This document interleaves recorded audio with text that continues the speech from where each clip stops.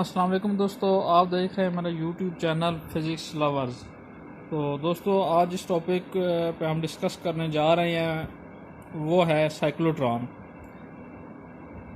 سائیکلوٹران basically ایک charge particle accelerator ہے اور یہ چارج پارٹیکلز کو ایکسلریٹ کرتا ہے۔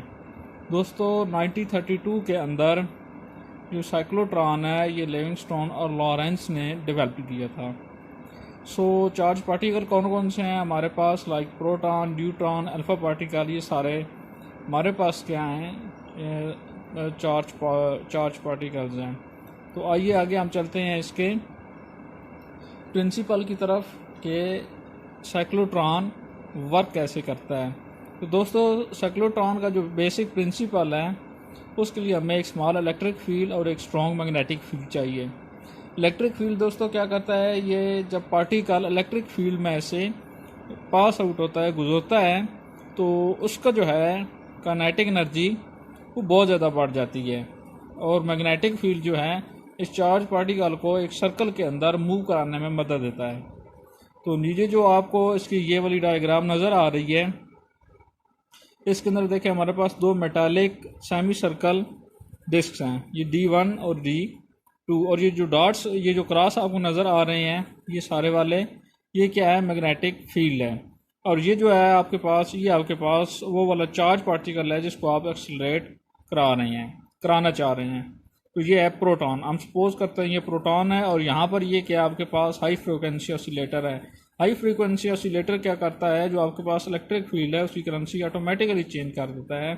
یا پارٹیکل آپ کے پاس D1 میں ہوتا ہے تو اس کے اوپر کون سا چارج ہے؟ پازیٹیو، اور جب یہ D2 کی طرف جائے گا، یعنی اس اسپیس میں سے گزر کے D2 میں جائے گا، تو کیا ہوگا کہ یہ نیگیٹو ہے، یہ پازیٹیو ہے، یہ نیگیٹو ہے۔ جب یہ پارٹیکل اس میں سے جائے گا تو یہ پازیٹیو بن جائے گا، یہ نیگیٹو بن جائے گا آٹومیٹیکلی۔ اس ہائی فریکوینسی آسیلیٹرز کا یہ کام ہے۔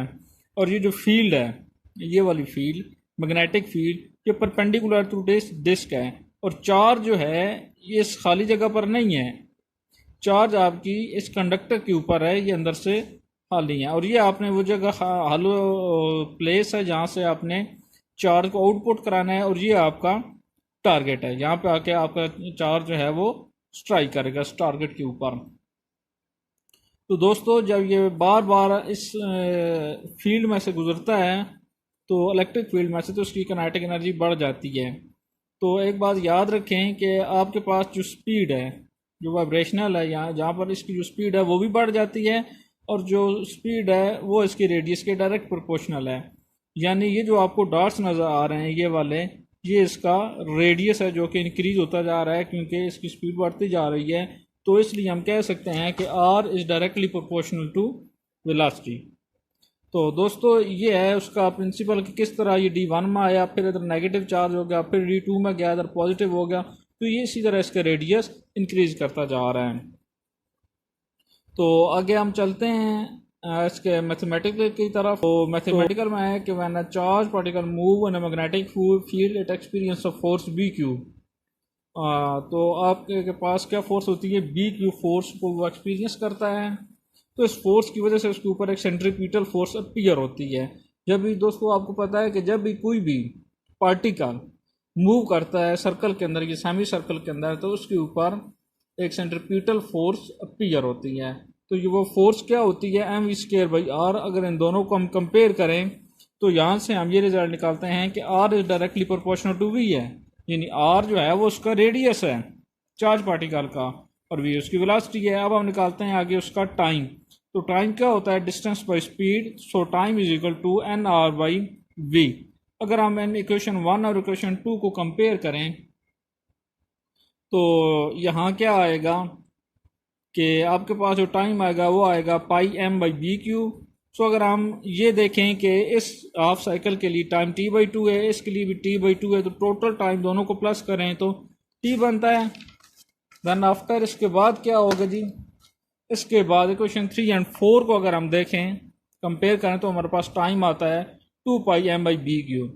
تو ہم جانتے ہیں کہ فریکوینسی جو ہوتی ہے وہ اصلی ریسیپروکل آف ٹائم ہوتا ہے، یعنی frequency is equal to 1/t, और यहाँ से आपके पास क्या निकलेगा, फ्रीक्वेंसी BQ/2πm। तो आपके पास जो V मैक्सिमम है इन उसकी स्पीड तो वो क्या होगी, BQR/m। अगर नेक्स्ट आपके पास काइनेटिक एनर्जी है उसी पार्टिकल की, तो काइनेटिक एनर्जी होती क्या है, हाफ mv का स्केल। तो यहाँ पे आप क्या करें, V मैक्सिमम की ये वाली जो आपने वैल्यू निकाली है ये इसके अंदर डाल दें, तो आपके पास क्या आ जाएगी, काइनेटिक एनर्जी। तो दोस्तों आगे इसकी कुछ लिमिटेशंस हैं। लिमिटेशन ये हैं कि ये न्यूट्रल पार्टिकल को, जो हमारे पास साइक्लोट्रॉन है, ये न्यूट्रल पार्टिकल को एक्सेलरेट नहीं करेगा। इसकी दूसरी लिमिटेशन है कि ये इलेक्ट्रॉन को भी एक्सेलरेट नहीं करेगा, क्योंकि अगर इलेक्ट्रॉन एक्सेलरेट करेगा तो electron is a lighter particle as compare to proton. तो जब हम उसी इलेक्ट्रॉन को इलेक्ट्रिक फील्ड में से पास आउट करेंगे तो ज़्यादा वेलोसिटी के साथ एक्सेलरेट करेगा। जब एक्सेलरेट करेगा तो उसका रेडियस भी ज़्यादा होगा एज कम्पेयर टू प्रोटॉन। जब उसका रेडियस ज़्यादा होगा तो जैसा कि आपको डायग्राम में दिखाया गया, ये सोल में से पास आउट नहीं हो सकेगा। तो ये इसकी लिमिटेशन है कि ये इलेक्ट्रॉन को और चार्ज पार्टिकल को एक्सेलरेट नहीं कर सकता। दोस्तों उम्मीद है आपको हमारी आज की वीडियो पसंद आई होगी। नीचे हमारे चैनल पर अगर आप नए हैं तो सब्सक्राइब का बटन दबा दें और साथ ही बेल का आइकन प्रेस करें, ताकि हमारी आने वाली हर वीडियोस की नोटिफिकेशन आपको मिल सके। और नीचे इस वीडियो के नीचे अपने कमेंट्स ज़रूर कीजिएगा। अल्लाह हाफिज़।